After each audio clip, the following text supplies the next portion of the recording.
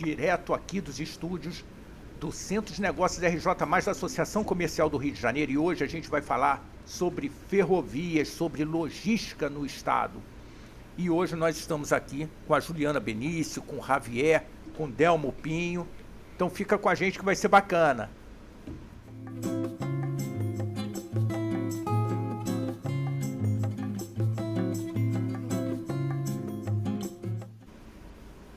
Juliana, você que está aqui representando o FRIPERJ, conta um pouquinho para a gente do movimento, o que está acontecendo e como que o FRIPERJ pode ser importante nessa virada do estado do Rio de Janeiro e do país. Como é que nós vamos ser relevantes nesse processo de desenvolvimento do estado?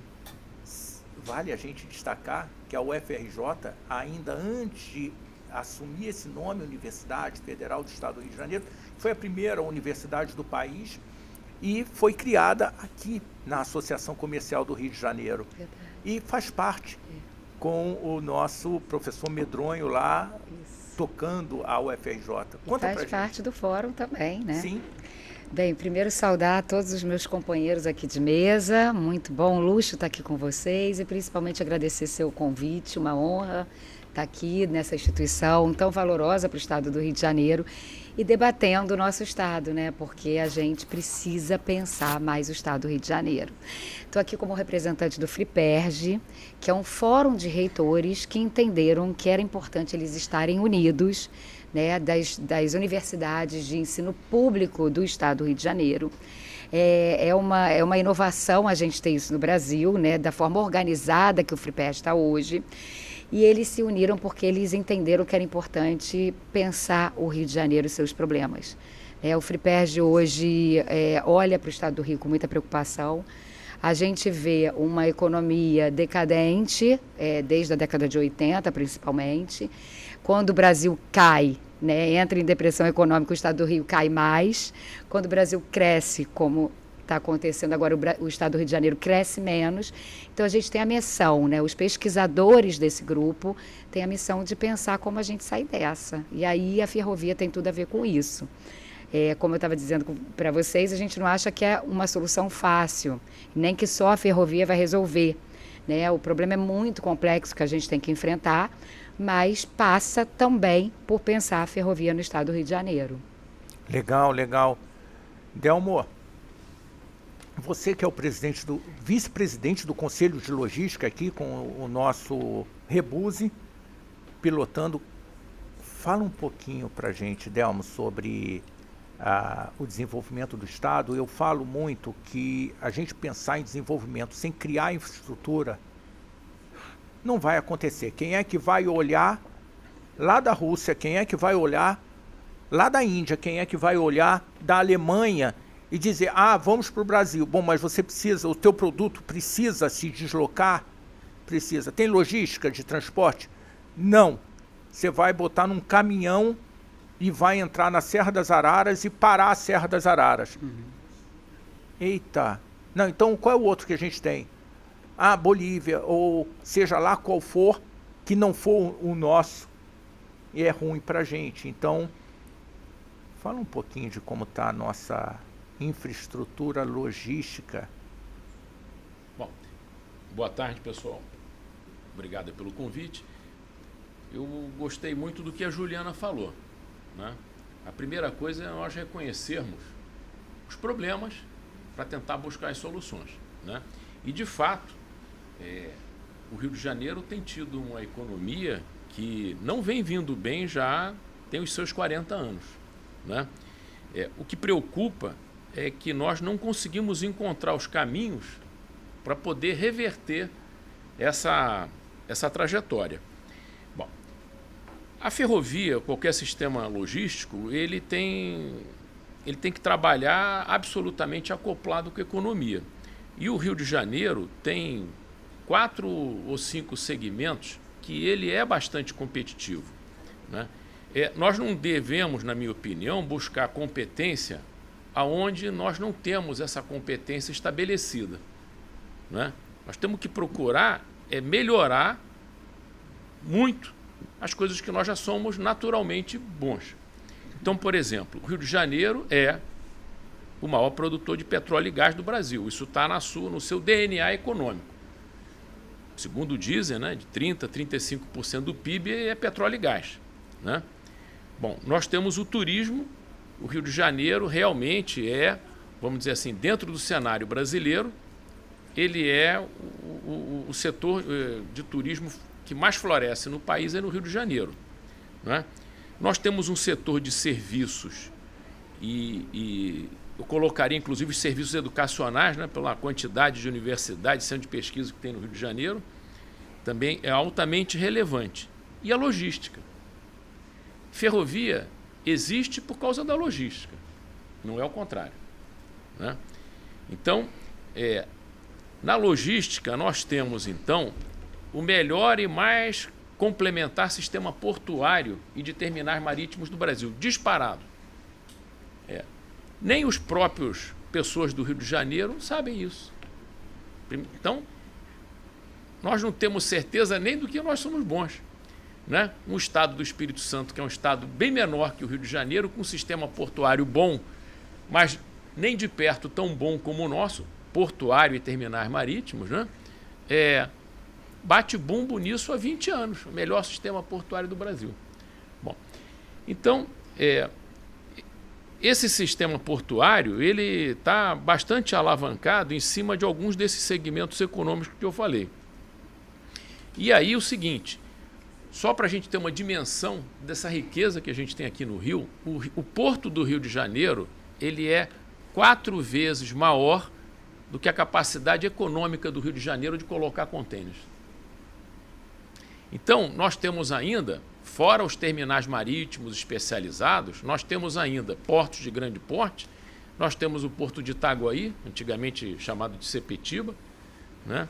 Lembrando, Itaguaí, no governo federal, na época do Plano Real, Fernando Henrique Cardoso e tal, o doutor Eliezer Batista trabalhou muito para que fosse difundida a importância desse porto para ser o pulmão do Sudeste brasileiro, procurando complementar e no futuro substituir Santos, né? Que hoje a gente já olha que não precisa nem substituir, mas sim assumir o papel que é próprio do Porto de Itaguaí, né? Só que não vai assumir. Por quê? Porque Santos, há 20 anos, não tem o dia seguinte. Aí, cada dia, eles descobrem que tem mais 30. Então, é o seguinte, o Porto de Santos tem crescido enormemente a capacidade de movimentação de cargas, 35% do comércio internacional do Brasil. Ainda vai levar bastante tempo. Então, nós temos que arrumar um espaço adequado para essa infraestrutura maravilhosa que foi feita em Itaguaí, pô. Além disso, como porto de grande porte, ainda nós temos que destacar o Porto do Açu. Bom, o que a gente percebe é que nós não temos economia para nem de perto alimentar esses portos. As cargas desses portos, né, elas têm que vir de outras regiões do país e de outros estados do país, né? E aí eu vejo uma certa confusão, porque quem não sabe pedir bem não vai receber o presente que precisa. E aí chegamos na questão das ferrovias. Estamos pedindo bem? Acho que não. Eu vou então chamar o Rafael. Depois eu quero só complementar ele, mas primeiro falo o Javier também. Não, chamar o Rafael, porque o Rafael estudou sobre essa questão da inteligência artificial e sobre as ferrovias. E eu acho que é muito por aí, porque essa é uma discussão que a gente tem hoje. Se você pede para a inteligência da forma errada, você vai ter resposta errada. Então a gente não está sabendo pedir. Rafael, conta um pouquinho para a gente do que você estudou, toda essa questão da logística, que é a mesma história. Eu ouvia do seu Eliezer, meu filho, aquele porto eu fiz quando eu era superintendente da Rio Negócios, da Agência Rio, não era Rio Negócios, era Agência Rio à época, e ele falava, olha, aquele porto é o maior porto do hemisfério sul. Eu estou triste. Então, Rafael. Não, obrigado aí pelo convite. Eu concordo muito aí com o que o Dalmo falou. Eu acho que a gente entender as capacidades do Rio é fundamental para a gente tentar maximizar exatamente o que a gente é melhor, né? Eu acho que a gente pode ter o melhor resultado. A minha pesquisa de doutorado era exatamente em uso de inteligência artificial para planejamento de terminal intermodal, né? Muito focado nessa questão de entender quais são as melhores capacidades e você usar um algoritmo para desenhar esse terminal baseado exatamente nas coisas que você quer maximizar. Eu acho que tem muita coisa no Rio que a gente pode tentar focar no princípio, né? Essa questão do óleo e gás é uma indústria assim, que para o Rio é muito importante. Se a gente conseguir fazer um melhor aproveitamento para a ferrovia, para tentar fazer a logística de produtos ligados à indústria de óleo e gás, a gente pode ter uma economia de escala grande. Eu acho que também pode tentar, inclusive, alavancar novos negócios, né? Eu acho que está muito ligado a gente tentar usar o que a gente tem para melhorar a competitividade do Rio. Eu acho que a outra coisa que eu acho que tem muito potencial também é a questão de containers, né? A carga containerizada no Rio, a gente pode começar a atrair muito. Hoje em dia, grande parte dos containers vão para Santos, né? Mas eu acho que o Rio, esses novos portos que estão sendo desenvolvidos no Rio, a gente pode trazer muita carga containerizada para cá e é uma carga de rápido fluxo, né? Eu acho que para um estado igual o Rio de Janeiro, que tem uma posição bem central, é uma carga bem interessante para a gente trabalhar. Rafael, há algum tempo, essa questão, por exemplo, da soja, que em Santos chega e é transportada, armazenada em granel, a partir do momento que ela é containerizada, que pode até parecer ilógico, eu vou containerizar a soja, a soja do Mato Grosso, ela é 20% mais proteica do que a soja do sul do Brasil. Como é que você diferencia se ela é armazenada no mesmo silo em Santos? Acabou o valor. É commodities, Acabou o valor. Então, ela containerizada, você consegue fazer isso. Javier. Sim. Tem a questão também da... Pode não? Pode falar, Rafael. Um dos problemas da soja é o problema de estocagem, né?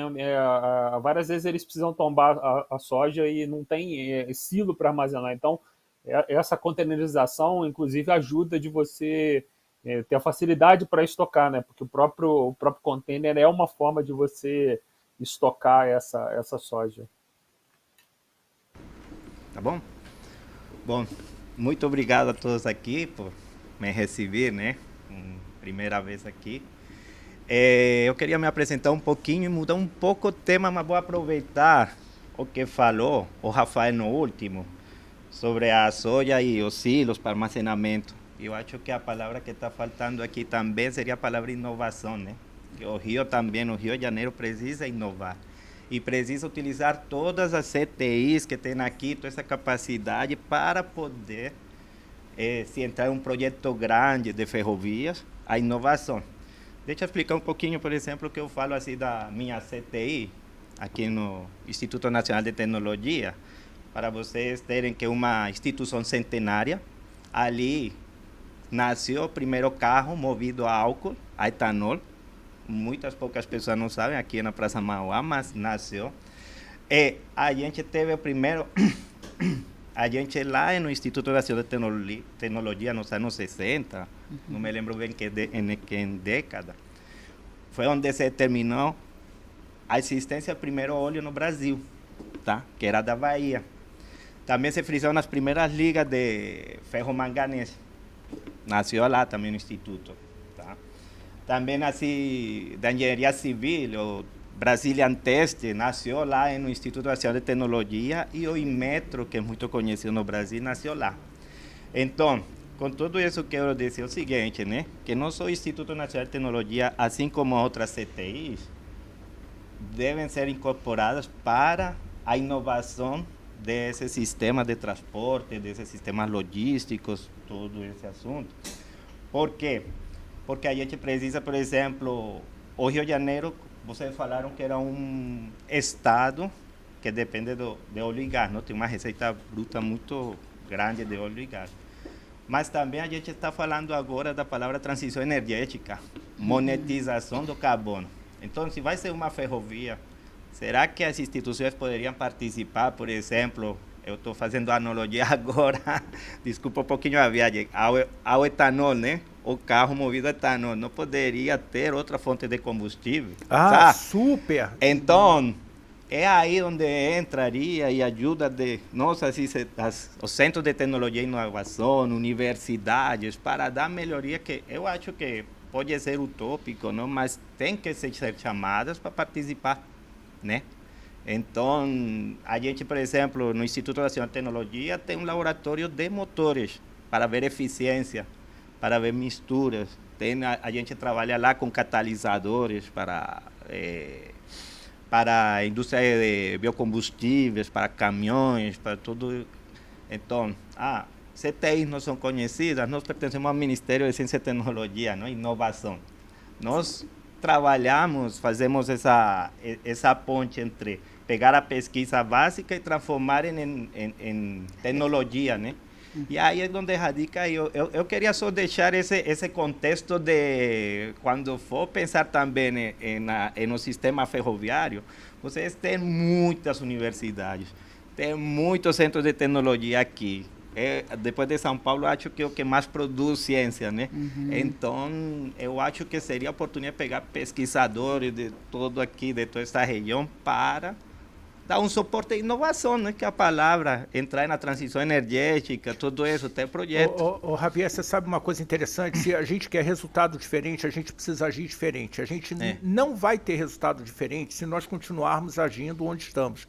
E essa é a provocação aqui do Centro de Negócios da Associação Comercial, é a gente pensar de forma diferente, trazer toda essa experiência, essa bagagem do Delmo, trazer a experiência da Juliana, do Eduardo Davi, para que a gente consiga pensar fora da caixinha.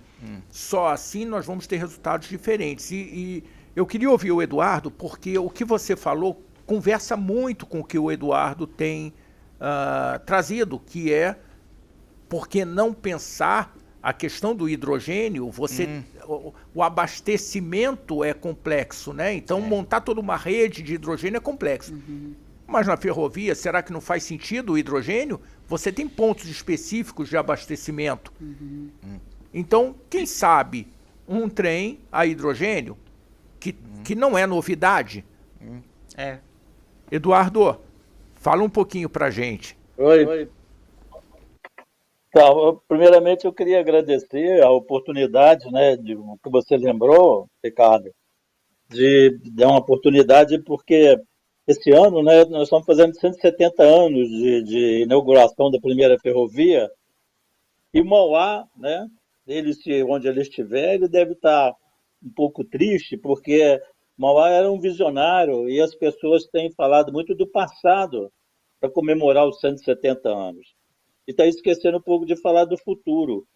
E Mauá era um futurista, ele pensava muito mais no futuro. Então, a Casa de Mauá, desse um ano que nós estamos comemorando 170 anos, até o dia 29 de abril, né, de 2025, nós estamos nesse um ano, a Casa de Mauá pode contemplar a sociedade com um projeto no estilo Mauá, no estilo Barão de Mauá, um projeto que fale do futuro.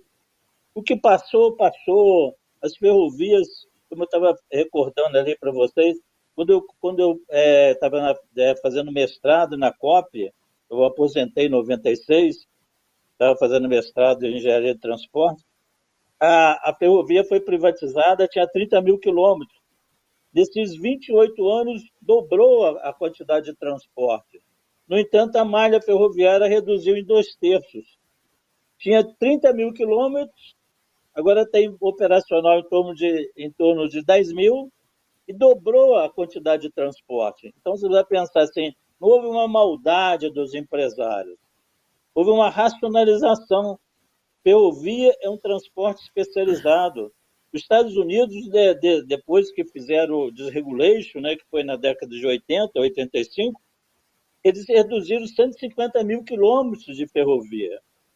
Então, é preciso pensar a ferrovia não naquela visão assim de segundo grau, de ginásio, tem uma extensão territorial, tem que fazer. Não é isso, isso acabou. A ferrovia tem que ser um negócio especializado. E a gente tem que fazer muita coisa no estado do Rio.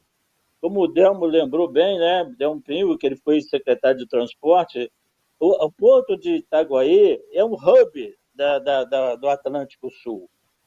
O Porto de Santos tem um canal de 200 metros.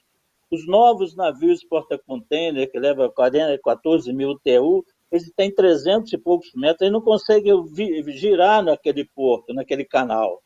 Então, por que como faz em outros vários países, você não cria um transporte ferroviário de maneira que os navios que não conseguem entrar no Porto de Santos deixaria todos os contêineres de Santos em Itaguaí?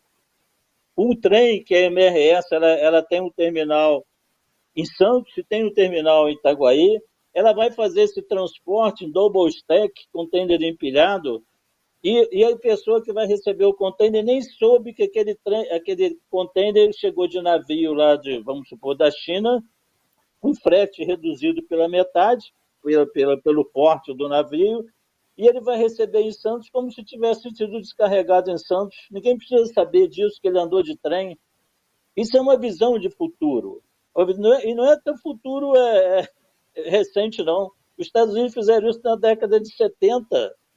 Entendeu? O double stack foi implantado na década de 70. Então, tem muita coisa que se possa fazer. Eu acho, Ricardo, que o grande mercado do Rio de Janeiro, como foi lembrado pelo Dalmo, a gente tem um sistema portuário de descarregar produtos de fora. Nós podemos produzir hidrogênio verde aqui no Rio de Janeiro, exportar hidrogênio verde principalmente para a Alemanha e para a Holanda. Eu já estive conversando com o pessoal lá de Hamburgo e o pessoal de Roterdã.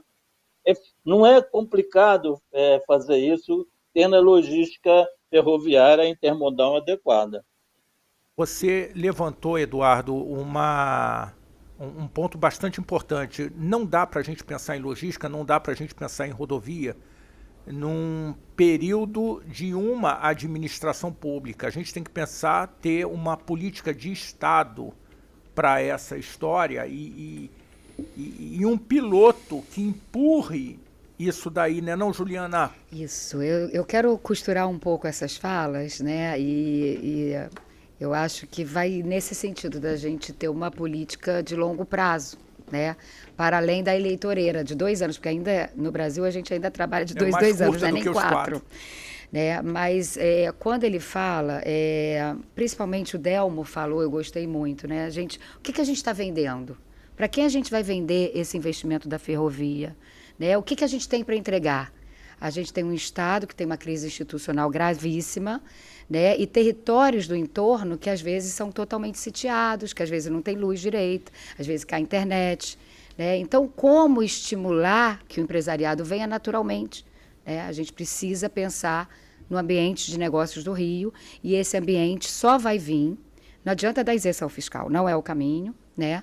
A gente precisa enfrentar a crise institucional. Mas aí, para a gente falar um pouco especificamente sobre esse caso da EF 118, né, que eu acho que é muito importante para o Rio, eu acho que minha missão principal aqui é defender esse investimento para o Rio, e principalmente a conexão até Itaguaí, que eu acho muito importante, é porque hoje a gente já tem indústria para subsidiar esse transporte, a agricultura, né, que é o transporte de grãos, a gente tem minério, a Vale está amplamente interessada nisso, e tem a indústria extrativista. Sobre a indústria extrativista, a gente precisa falar que hoje 75% dos fornecedores da Petrobras estão fora do estado do Rio. O estado do Rio não consegue ter âncoras, né? As empresas privadas que vêm para cá, a Sul hoje praticamente trabalha para outros estados, porque o estado do Rio não consegue criar ambientes de negócios para que a gente crie ali uma retroárea em volta desses investimentos que gerem empregos, gerem renda, gerem riqueza, mais que renda. Né? Então, se hoje a gente já tem um fluxo de indústria, extrativista, minério e agricultura, subsidiando esse investimento na EF 118, e que para mim seria muito importante que ela fosse até Itaguaí, porque ali você tem uma baixada atrás que vai se beneficiar muito da potencialização de Itaguaí, a gente tem que pensar no longo prazo e pensar como incentivar também que esses enclaves hoje, que hoje eles são enclaves, que eles passem a ser âncora, né? Ou seja, que a gente passe a ter transporte de contêiner, porque o contêiner só vem com a industrialização do Estado, né? Então, a gente precisa, como pensar a industrialização do Estado do Rio? A gente precisa ter essa infraestrutura, a gente precisa ter essa ferrovia, mas a gente precisa enfrentar a crise institucional que o Estado tem hoje.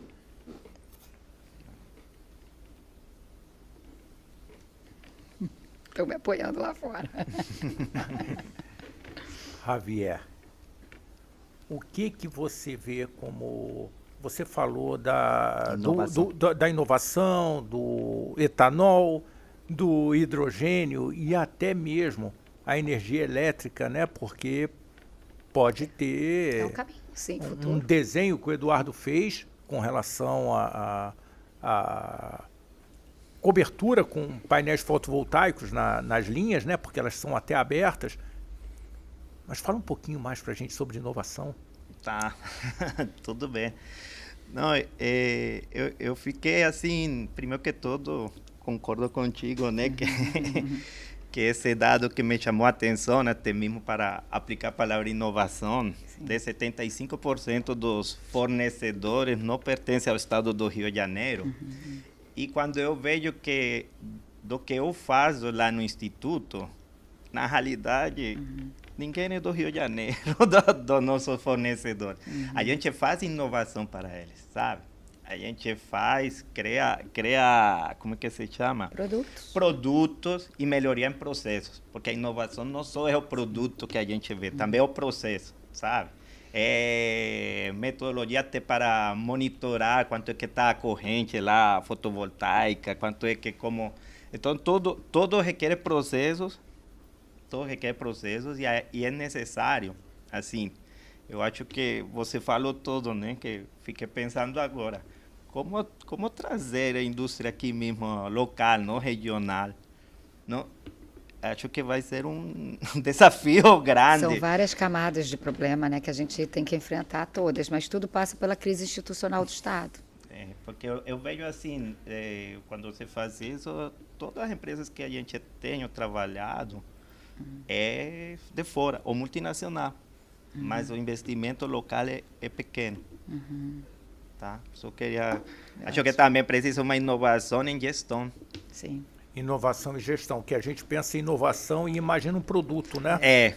Imagina um produto. E o que o Eduardo acabou de falar, o próprio Rafael, inovação em, de repente, containerizar e saber que através de blockchain, que aquela soja saiu de Sorriso, no Mato Grosso, e chegou aonde chegou. Daquela carne que foi abatido, aquele bovino que foi abatido em Santo Antônio, Santa Terezinha, chegou na China e ele conseguiu agregar valor àquele produto.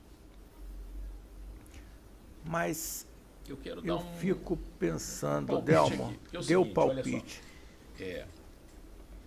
Eu gosto muito da Ferrovia 118, mas ela não é a solução nem para o Porto do Açu, nem para o Rio de Janeiro. Por quê? Ela é uma ferrovia, eu trabalhei no projeto dela desde 2008, ainda na época do Bike Batista lá. Sim.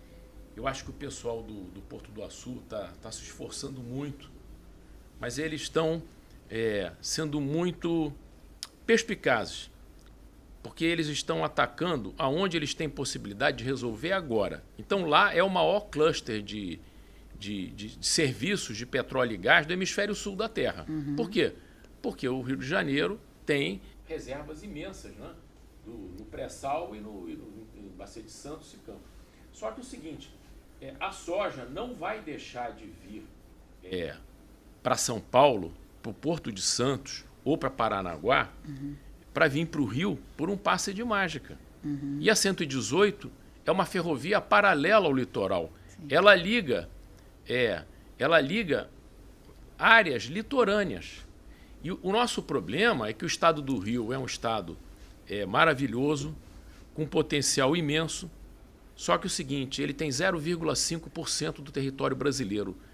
nós não vamos pegar essa carga no Rio de Janeiro para alimentar um sistema portuário.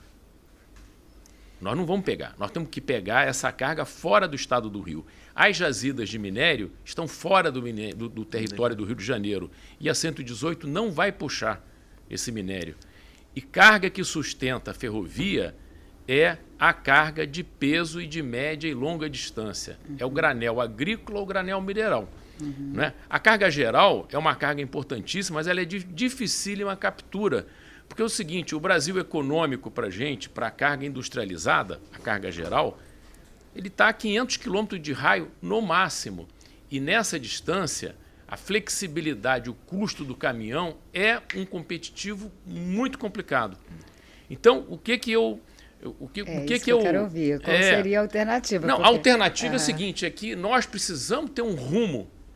Nós temos um planejamento aqui no Estado chamado, que está pronto desde 2015, financiado pelo Banco Mundial, que é o PELC, Plano de Estratégia Logística e Cargas. Já usamos? Não usamos. Né?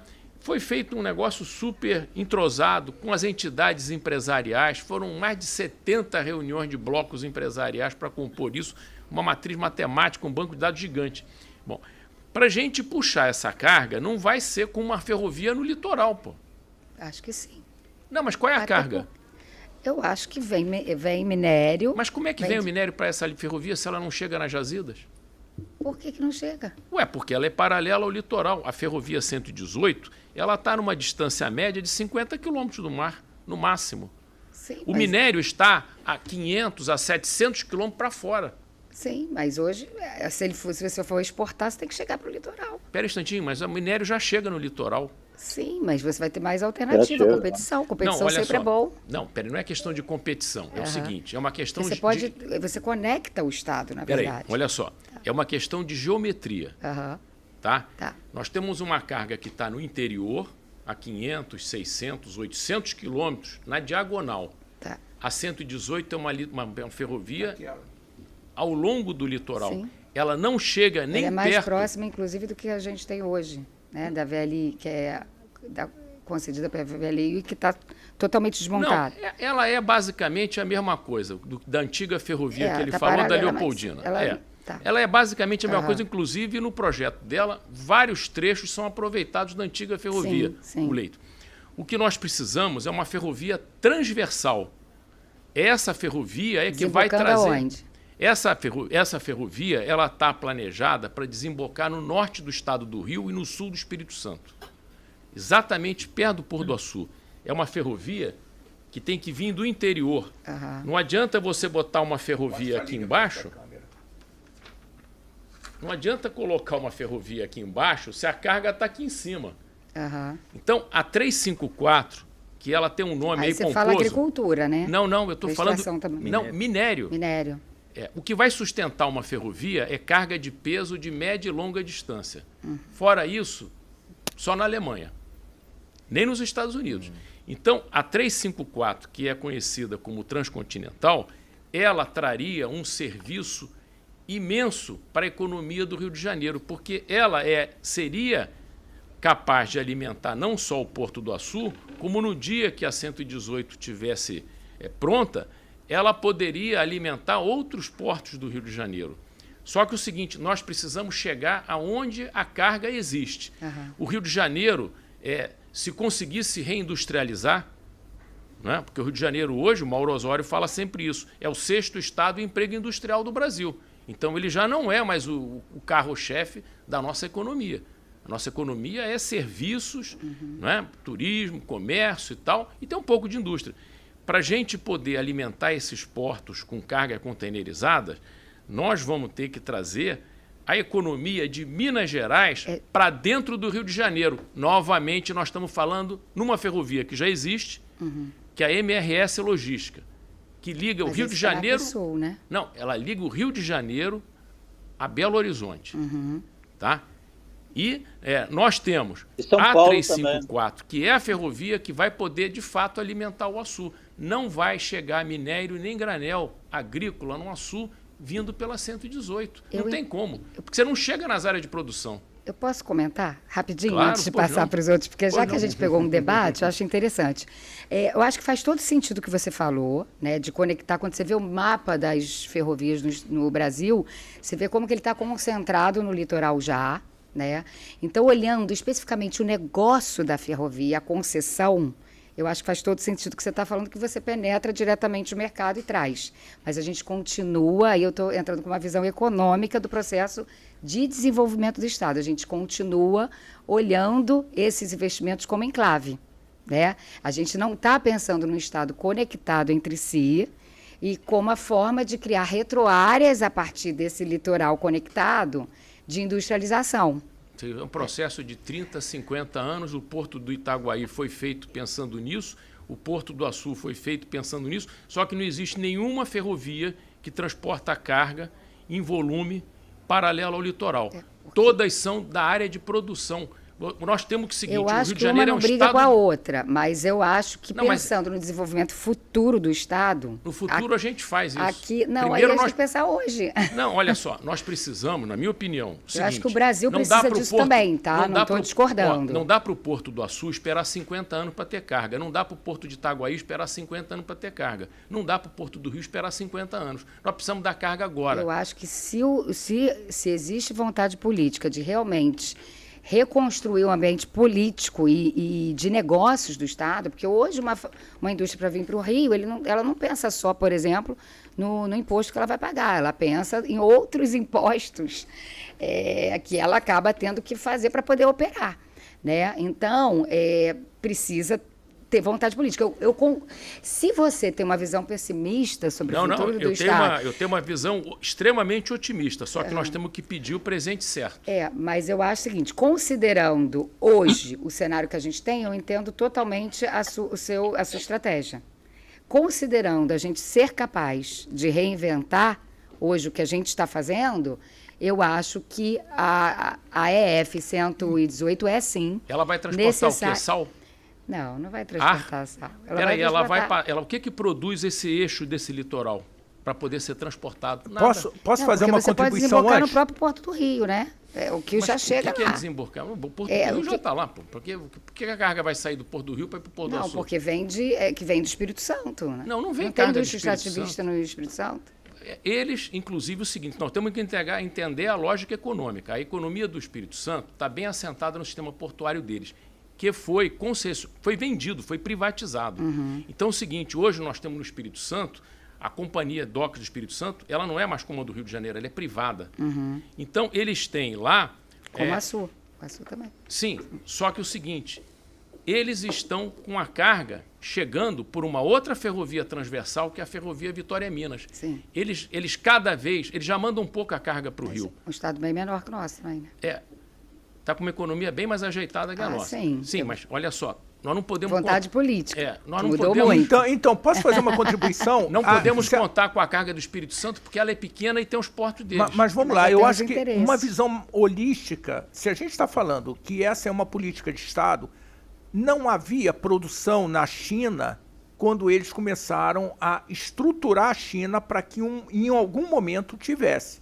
Então eu acho que um meio termo, eu estou te entendendo perfeitamente, Eu entendo a acho que Juliana. ambos também. A gente explodir um pouquinho mais e pensar numa política de Estado que vai gerar condições para atrair. É lógico, não é só a ferrovia que vai fazer o desenvolvimento, ela é a ferrovia, a energia, uma estrutura pensada como um todo para escoar, fazer do Rio de Janeiro um ponto de escoamento. Quanto tempo isso leva? Não, isso vai levar muito tempo. Décadas. Você vai fazer uma Mas ferrovia essas agora para décadas- usar ela daqui a 30 anos. Desenvolvimento Ok, sempre mas a longo essas prazo. décadas aconteceram na China e hoje ela atropela todo mundo, porque há décadas ela pensou. Eu não estou dizendo com isso, Delmo, que a gente não tenha que pensar no agora. A gente precisa pensar no agora porque nós não temos Se nós não pensarmos dinheiro. agora, nós não vamos chegar A no gente amanhã. não vai chegar no amanhã, eu concordo. Eu também Mas concordo. pensar no agora, agir agora e pensando no amanhã, eu acho que é um caminho que talvez você, assim como eu, a gente fica muito desiludido com o andar, o caminhar político. que não pensa nem um pouco no amanhã, ele pensa no assistencialismo de agora para agora, e nem essa discussão aqui vai à mesa. Mas quantas ferrovias o Brasil faz a cada década? Se nós não pedirmos... Não, o Eduardo acabou de falar, a gente voltou para trás. Esse dado eu nem sabia. Eu posso complementar. Eduardo Davi. Eduardo. Que ele falou que dos 30 mil quilômetros operamos 10 mil, isso eu nem sabia. Então a gente está com menos 20% da carga brasileira operando, porque com 30 mil quilômetros a gente teria 20% da nossa carga operando em ferrovia. Não teria, porque essas ferrovias estavam... Não, mas a gente caiu a extensão, mas aumentou a carga. Rio de Janeiro, olha só. Não tem mais demanda. Escuta, o Rio de Janeiro, ele teve, no início da concessão da FCA, tá, da VLI, em 1997, ele tinha... Essa empresa recebeu, no Rio de Janeiro, cerca de 860 quilômetros de linhas. Desses 860 quilômetros de linhas, seguramente 700 passavam em regiões que não produzia 1 quilo de carga de natureza ferroviária. Por quê? São ferrovias ainda que foram feitas na época que o Rio de Janeiro foi o maior produtor de café do mundo. Não era nem do Brasil, era do mundo. Só que isso tem mais de 100 anos. Então, a ferrovia ia a Cantagalo, a ferrovia ia em uma série de locais, em Teresópolis, em Petrópolis, um monte de lugares que produziam determinados itens que precisavam da ferrovia. Só que isso acabou e não volta assim.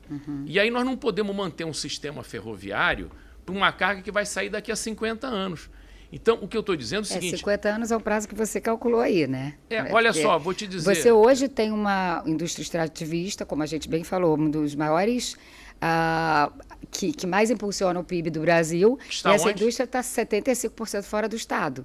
Não, você está falando dos fornecedores dos do sistema... fornecedores da Petrobras. Então, vamos lá. A maior parte dessa carga não é de natureza ferroviária. Não precisa ser 50 pessoas, não precisa ser 50 anos. Eu nunca li um estudo, eu não posso dizer que não nem que sim do que você está dizendo. Eu estou falando de volumetria de ferrovia. O seguinte, porque você está pensando muito nesse investimento não, eu não estou pensando de minério nesse... e agricultura, Não, vamos eu dizer. estou pensando o seguinte, quando nós estávamos na Secretaria de Transporte, nós tínhamos um plano que foi discutido com o empresariado, o seguinte, como é que o Rio de Janeiro chega no curto, médio e longo prazo? Vivo, numa situação muito melhor do que nós estamos vivendo hoje com dificuldade. Então é o seguinte, se a gente quer atender a carga geral que está em São Paulo e Belo Horizonte, que é o Brasil econômico do Sudeste, essa carga geral vai, em grande parte, por rodovia. Não vai de trem. Porque até na Europa é assim. O porto de Antuérpia é o segundo maior porto da Europa e é o mais diversificado. Mas isso também é o que eu mais gosto. Mas Só que a carga rodoviária que vai para a Alemanha, que é o grande consumidor dessa carga além da Bélgica, ela vai em grande parte de caminhão, a carga geral. Então nós temos que estratificar o negócio. Qual é o cliente que a gente quer atender? Se é a carga geral, nós precisamos, num primeiro momento, nós precisamos de um sistema rodoviário para São Paulo e para Belo Horizonte de primeira linha. E nós trabalhamos muito nisso em cooperação com o governo federal, no sentido de que aprimorar a nova leva de concessões rodoviárias. Estamos com um problema ainda na Rio-Belo Horizonte. Né? Bom, para a carga, que é a carga de granel, que é a que sustenta a ferrovia, nós temos que ter ligações transversais. Essas ligações chegam aonde tem produção, tá certo? Também. E você está falando em quilometragem muito maior, né, do que a gente fala na F-118, né? Não, pelo seguinte, a ferrovia 118, ela é um negócio que tem que estar dentro do plano. Essa conexão até Nova Iguaçu, por exemplo. Não, a 118, ela na verdade começa na divisa de Queimados com Nova Iguaçu, entroncando com a ferrovia Rio-São Paulo-Belo Horizonte, com a MRS. Isso. E ela vai até... Pode ir até Itaguaí. Não, negativo. Passa. Não, ela vai para Vitória, a ferrovia F-118. Tá. Isso. Do outro lado. Ela naturalmente já seria conectada com Itaguaí. Por quê? Porque na hora que ela chega na MRS, a MRS chega em Itaguaí. Dizer, essa quilometragem, essa que eu estou falando da EF, são 700, eu tinha isso anotado aqui. Não, a F tem 570 quilômetros entre Vitória... Não, um pouquinho mais, 700 e pouco. Eu anotei isso em algum lugar. Não, mas quanto que você fala dessa aí olha que vai só, da transversal? Já existe uma conexão entre a cidade do Rio de Janeiro e o porto de Itaguaí. Entre Isso, Nova Iguaçu... MRS. Então você não precisa fazer. Essa isso, não vai fazer. Isso já está feito. Mas mesmo assim, até a EF, como está sendo estudada pelo PAC, eu não sei onde que eu anotei. 570 quilômetros entre a ferrovia Vitória-Minas, a cidade de Vitória, o sul do Espírito Santo com o futuro Porto Central, Porto do Açu, vindo até a divisa de Nova Iguaçu com Queimados. Isso. Aí quanto que seria de quilometragem essa daí que vem transversal, que você está trazendo? Não, essa é uma, como a própria Rio Vitória, ela nunca vai ser feita inteiramente de uma vez. Ela faz por tranche. Então, esse primeiro trecho dessa ferrovia que eu estou falando, ele tem cerca de 650 quilômetros. Só que ele tem uma volumetria de carga imensamente maior do que a 118, incomparavelmente maior. Porque a 118, ela era uma ferrovia que ela foi planejada, isso faz tudo parte do estudo que foi feito na Secretaria. É um conjunto de captação e de distribuição. Mas eu vou te falar, o 118 também tem bastante estudo. Também não estou dizendo que a coisa é anti-ciência, não. Existem muitos estudos de viabilidade, até porque a concessão está sendo estudada.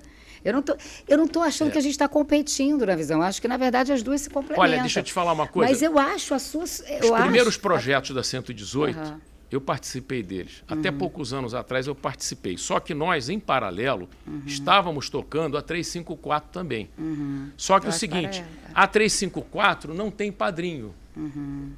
E a 118 arrumou um padrinho. Ou seja, então tem interessado, né? Só que o seguinte, ela não é capaz de trazer a volumetria de carga. Primeiro falar o seguinte, o FRIPERJ não é apadrinhado. Nós somos apadrinhados pela universidade. Tem que ter não, você está enganada. Toda grande obra de infraestrutura tem que ter um padrinho. Não, o padrinho não é um padrinho para o mal, é para o bem. Mas eu sei. Claro, alguém tem que bater bumbo, pô. Mas se tem padrinho, por que não é viável? Não, eu não disse que não é viável, eu só disse que ela não é a prioritária. Tudo bem. Aí eu não falei isso. Com certeza. Porque eu falei o seguinte, nós tínhamos um projeto duplo. Mas eu acho que o seu investimento é pelo menos 10 anos. Você está falando dos 50 anos... Essa ferrovia desse tamanho, como você está falando das fases, é 10 anos para implementação? Olha só, a primeira fase dela depende. O que o governo gastou esse ano com a Lei Rouanet, 18 bilhões de reais, prioridade, vamos lá. Prioridade, né? Mas então, não sei o que é a prioridade, porque é o seguinte, o Brasil é o maior produtor de soja do mundo. É o segundo maior produtor de milho do mundo. E o sistema... do agronegócio do Brasil não conta com a infraestrutura adequada. Então, acho que essa que era a prioridade. Pronto, esse que é o ponto. E eu estou gostando muito dessa conversa aqui. É isso que a gente tem que trazer essa profundidade. Eu não consigo entender porque é o seguinte, porque aí você fala da China. A China não tem a menor dificuldade, se for, para encostar 2 bilhões de dólares para começar num ano uma obra de uma ferrovia. Mas ela não tinha lá atrás. Tinha. Lá atrás? Tinha, como o Brasil teria. Pô, se a gente tem 18 bilhões para a Lei Rouanet num ano, porra, como é que a gente não tem para botar nas ferrovias no Brasil, no governo, um ano 18 bilhões? Afinal de contas... Eu acho que a gente está misturando muita coisa que não tem nada a ver. Traz a parte dos empregos para o Brasil. Sim, eu concordo. E eu acho... Bom... A gente não está falando de cultura, mas sim de prioridades, e eu concordo, eu estou bastante alinhado com essa questão, porque primeiro põe comida na mesa da população, depois a gente cuida de outros assuntos que são também importantes, mas não vão botar comida na mesa da mesma forma que o transporte do agro. O agro é pop, o agro é tudo, e o agro não é tudo, mas ele é muito na nossa economia. Nós temos que estar brigando pelas duas ferrovias, mas prioridade a gente só tem uma, vem do grego, uma. Prioridade não existe duas. Porque é primeiro. Né? Então, a prioridade é a 354 no primeiro trecho, porque ela vai conseguir inundar o Rio de Janeiro e principalmente a área do norte do estado, do Porto do Açu, de um volume de carga que é inimaginável. Deixa eu até fazer chamar o Eduardo novamente, porque... Isso não quer dizer que não é para fazer assim. A gente pode melhorar as ferrovias que já existem. Disso, a gente está mais alinhado do que muita outra coisa. Né, Eduardo? Você estava falando dos vagões double stack, o próprio Rafael falando dessa questão de containerizar e trazer os produtos, e ali casa muito com o que o Delmo, com o que a Juliana está falando, da gente trazer os produtos para cá, para o Rio de Janeiro, e levar eles para fora do Brasil. Eu me lembro, entrei no Porto de Santos várias vezes em navios de carga, e eu não sei como é que está hoje, mas enquanto um entrava, não saía outro navio. Não saía porque o canal era um, e se você precisava daquela profundidade, daquele calado para o navio entrar, era um de cada vez e ficava uma retenção lá fora. Não é assim mais, há muito tempo. Ok, mas eu entrei várias vezes. O navio que o Eduardo falou, o 366, não só ele entra, como ele manobra no canal. É claro, cada um chupa a cana com a cana que tem. A nossa cana é muito melhor do que a deles. Só que eles sabem explorar a cana que nós não exploramos. Então, um estuário estreito como o Santos, né, tem 35% do comércio internacional do Brasil. E recebeu o 366, que é o navio que o Eduardo falou, antes da gente. Porra, só que a diferença lá é o seguinte, um navio vai encostar em Santos, a diferença sobe lá... e descem, mole, 800 containers. Aqui no Rio de Janeiro é 150. Então, até a escala deles traz mais economia. Então, nós temos que trabalhar muito e nós não podemos... É claro que a gente tem que trabalhar pela reindustrialização do Rio de Janeiro, você não tem nem dúvida. Sim. Né? Só que nós precisamos capturar cargas agora, porque essa infraestrutura precisa de carga para sobreviver e se desenvolver. Então, nós precisamos agora do negócio. E não é fácil. Olha só, há 20 anos atrás, Santa Catarina tinha muito menos carga containerizada do que o Rio de Janeiro. Hoje ela tem imensamente mais do que o Rio de Janeiro. E sabe que um estudo que eu vou corroborar com isso, por que ela chegou a esse ponto? Porque Santa Catarina, 90% dos fornecedores da sua indústria está localizado dentro do próprio estado. Isso é verdade, só tem uma coisa. Santa Catarina fez o melhor programa de captação logística de carga de terceiros do Brasil. Antes de desenvolver. Antes desse... Não, olha só, a indústria com a alemãozada lá vai tocando já há muitos anos. Só que há 20 e poucos anos atrás, eles fizeram facilitações logísticas. O Brasil é um país com uma logística maluca. Por causa do benefício fiscal, o cara importa via Rondônia para uma carga que vai ser consumida em São Paulo. São coisas malucas. Santa Catarina, o que Quando eles importa via Rondônia, né? Porque às vezes é só papel. Mas muitas vezes vai... Mas olha só, é o que aconteceu em Goiás, é o que aconteceu em Pernambuco. Então, é o passeio da logística. São discussões políticas e não técnicas. É tão caro o imposto que qualquer diferença é uma fortuna. Então, o que aconteceu? Santa Catarina pega muito mais cargas containerizadas de terceiros do que de sua própria economia. Então vamos lá. E é alguma coisa desse jeito que a gente precisaria fazer isso. E para isso, nós precisamos ter um negócio que tem que melhorar muito no Rio de Janeiro, chamado segurança pública. É barra pesada, entendeu? E a outra coisa, imposto reduzido e lógica eficiente, que não adianta falar que o imposto está reduzido e você não conseguir trazer a tua carga por causa da burocracia. Mas nós precisamos de técnicos. Você que está assistindo a gente, vai lá, se inscreve no canal, aperta o sininho, vem participar, porque você não vai mudar a sua realidade se você não tiver num grupo como esse. A turma aqui é muito capaz, né não, Juliana? Né não, Delmo? A turma é briguenta. A turma é briguenta, mas essa briga a gente precisa, Delmo. É briga para o bem. Eu acho que essa isso, briga, né? no bom sentido, brigar pelo Rio, brigar pelo Brasil. E assim, valorizando muito o que eu estou escutando. Com certeza eu saio daqui melhor, né? Eu saio daqui conhecendo mais esse projeto que eu não conhecia mesmo. Mas eu acho que não dá pra gente falar que a gente... Não vamos botar essa discussão, não. Mas é isso. Eu quero ouvir o Javier aprendendo, e o Rafael. Estamos num jogo de xadrez, tem que saber mexer as peças. Mas eu ainda defendo eu só queria 118. Eu fazer uma pergunta para ele dois. Eu também defendo, mas ela não é prioridade. Eu sei, então passa. Até chegar meu raciocínio, não? Eu vi muito o senhor falando de meta de longo prazo, curto prazo e carga. Me chamou essas palavras, vou deixar na cabeça, né? E a carga é o minério, né?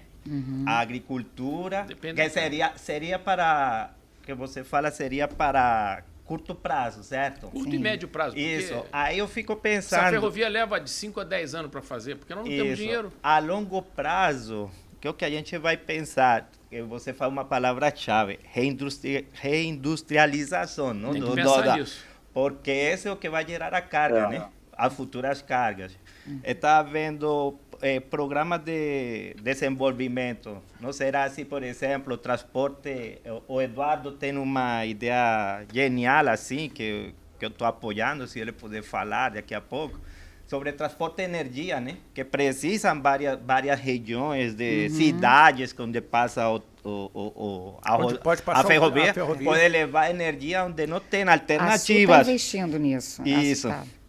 Então, acho bem interessante Não, mas a isso. ideia do Eduardo é uma coisa diferente. Eu até escrevi uma matéria sobre isso. Isso. Então, eu acho interessante até Eduardo explicar um pouquinho mais, que eu estou com ele, sobre essa transporte de energia, né? Levada para a cidade, levada ou outros assuntos, não, de reindustrialização. Eduardo, a bola é sua. Tá, deixa eu falar, é o seguinte, eu consigo me expressar melhor escrevendo do que falando. Também eu escrevi uns 2 textos aí de 4 páginas, aí você anexa para eles. Outra coisa é o seguinte, é um sonho pensar que a gente, numa primeira reunião, vamos conseguir todos os problemas que estão aí se arrastando há tantos anos. Então, o que está sendo proposto é a criação de um grupo de trabalho. Eu tenho uma experiência grande, né, na rede ferroviária, é muito comum fazer grupos de trabalho, e os grupos de trabalho sempre têm um problema, quem que vai trabalhar? Porque se você não tiver...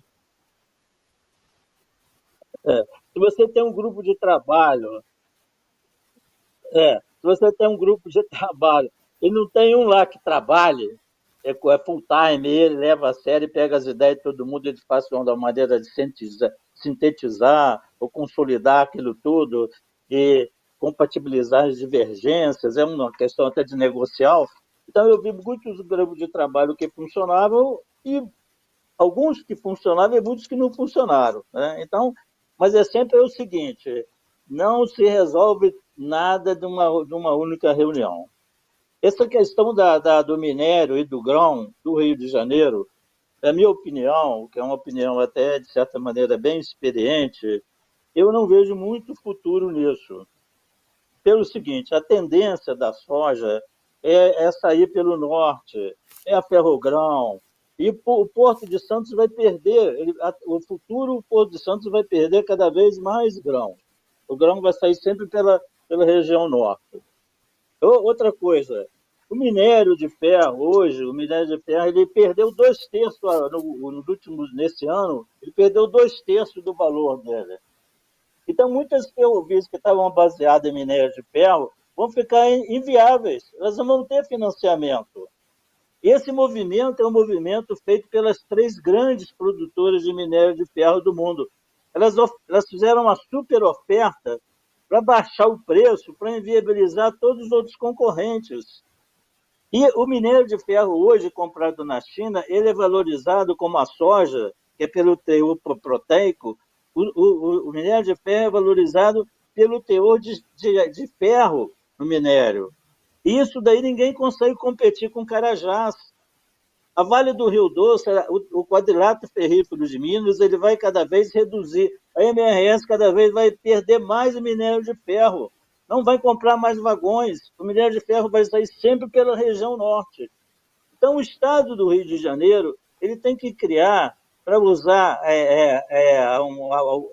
jogar carga para a ferrovia, ele tem que se modernizar. Como eu falei, Deus foi muito bom na natureza de fazer Santos sendo um canal de 200 metros de largura, enquanto que nós temos uma área ali, uma região na Baía de Sepetiba, que você pode chegar aos navios de 15 mil TEU. No Santos ele não entra. E você pode perfeitamente manter todo o sistema alfandegário que é lá de Santos, o sujeito lá, a indústria na região de São Paulo, pega o container lá em Santos de caminhão. Olha aqui, caminhão, 96% do transporte do container do porto até o cliente é feito de caminhão. E a ferrovia não consegue competir com isso. Mas a ferrovia é muito competitiva se ela receber em Itaguaí os containers, os navios, esses Post-Panamax, né, que são os navios de 15, 14 mil TEU, e ali você fazer a distribuição para Vitória, pela F-118, e você distribuir até para Santos. Isso daí é o futuro. E você vai fazer o quê? Um container double stack. Você não vai usar o vagãozinho de um PS transportando 2 containers ou 3 containers, entendeu? 3 TU. Então, eu estou falando, eu acho que esse grupo, a gente tem que estudar um pouco o futuro. É o que o Mauá faria, não estudar o passado. O passado passou, não volta mais.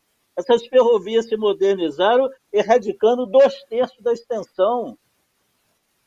Não adianta pensar, eu vejo os programas saudosistas na época de Mauá, o estado do Rio tinha tudo mercurial. Já era, morreu, acabou. Você tem que pensar em coisa nova, exportar energia porta a porta, exportar hidrogênio verde porta a porta. Isso pode ser feito em Itaguaí. E a questão da industrialização, nós temos aí uma instalação industrial estatal ociosa, que é a Nuclep, que ela pode ser usada para ser uma grande exportadora de soluções de transporte de H2V. Está dentro do estado do Rio. Eu acho que é isso que esse grupo de trabalho poderia fazer, viu, Ricardo? Esse grupo de trabalho não é na primeira reunião. A gente vai levar 1 ano, talvez, discutindo, montar um grupo de trabalho e começar a receber todas essas ideias. E é ideal que esse grupo de trabalho fosse situado aí na própria associação comercial. Fio posto no colo do Delmo, porque ele é o vice-presidente de logística da associação. Estarei contigo, Delmo, apoiando, porque o Centro de Negócios tem todo o interesse que a gente consiga... Gardelum. Fui amigo. Porque assim não tem... Ele falou, eu podia não ter vindo a esse podcast, mas o Delmo é de briga, o Delmo é bom, ele encara... Eu também sou. Não, eu realmente acredito que nós temos que unir essas forças para que a gente consiga concentrar os esforços e as coisas começarem a sair. Se a gente não consegue fazer uma ferrovia, a gente consegue altear esses túneis e fazer o double stack. Opa, já é um caminho, é muito mais barato fazer isso do que construir uma nova ferrovia. Quer dizer, Ricardo, vamos estudar, se você subir 1,5 metro olhar o PELC como base. Você passa... Sim, Eduardo. Olha aqui, se você subir 1 metro, ou esses túneis todos, eles eram eletrificados. Eles eram eletrificados porque o trem ele ia até 3 rios eletrificado. Então, ele tem 5,5 metros. Não, ele até 3 rios. A eletrificação chegava a 3 rios. Chegava em 3 rios a eletrificação. Eu andei nesse trem elétrico lá. Quando eu fui para trabalhar em Juiz de Fora, na SR3, nós arrancamos toda aquela fiação de cobre e foi vendido como sucata. Então, é o seguinte, os túneis ali estão para 5,5 metros. Se você cortar ali mais 1 metro, você passa o double stack. O double stack você precisa de 20 pés, 6 metros. Alternativas como essas, elas têm que vir à mesa. Então, Claro. Assim, para a gente concluir a nossa conversa, mas não finalizá-la, mas concluir por hoje a nossa conversa, eu estou muito feliz dessa atividade que nós tivemos aqui agora. Existe gente muito incomodada com a situação atual. Se nós estamos muito incomodados com a situação atual e temos uma doutora aqui, um doutor lá na Espanha, não sei o que está fazendo na Espanha, que não está aqui, produzindo no Rio de Janeiro, pelo Brasil, um pós-doutor lá na Espanha, quer dizer, gente muito capacitada para a gente... Tem 2 na Espanha? Tem 2 na Espanha. De inteligência artificial também. Pai e filho. Eu vou para lá também. Eu acho que gente... Deve ser bom, né? Não, mas tem que estar aqui, Delmo. Sem você é o principal ativador, átomo dessa reação química, né? Então... É o catalisador.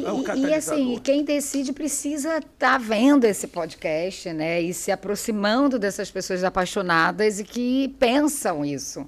Acho que é isso. E vem para cá, se você é um empresário e está pensando em alternativas para o seu negócio, vem para cá discutir. Exato, se você é um perfeito. Investidor e acha que isso faz sentido para você, vem para cá e ver aonde existe oportunidade para investir. E eu agradeço a participação de vocês demais. Também. Obrigado. Bastante. E soldado no quartel está escalado para a missão. Então estejam escalados para o grupo de trabalho. É para o grupo de trabalho. Grupo de trabalho é um outro termo, Força-tarefa. Força-tarefa. Força-tarefa. Por essa força-tarefa. Foi ótimo, foi no muito Rio bom. de Janeiro, em prol do país. Obrigado, Eduardo. Obrigada, Obrigado, Rafael. gente. Obrigada. Obrigado. Obrigado. Beijo. Um abraço, tchau.